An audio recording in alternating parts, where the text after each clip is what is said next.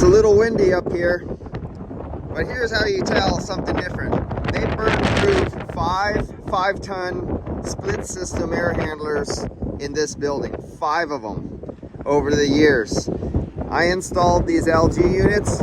Not one has ever failed, not a fan, not a blower motor, not a compressor, condenser, no leaks.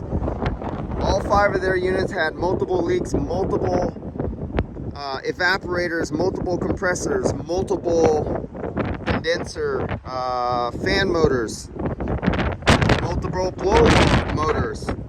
But out of all the LGs in all their rooms, not one single failure.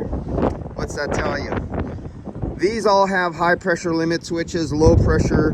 They have every kind of protection you could possibly think that you would have to put on add-ons for these. When you buy these, they have shit on them.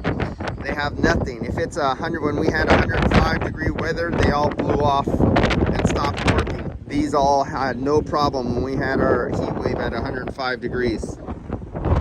When it's freezing outside and we have our freeze, every like 12 years we'll hit like 37 degrees, 32, 28 in about a 12-year. These all work perfectly.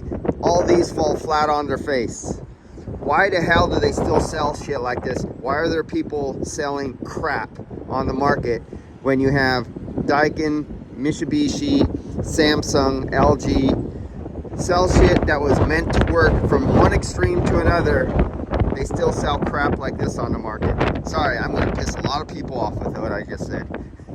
But then there's the ones who actually know.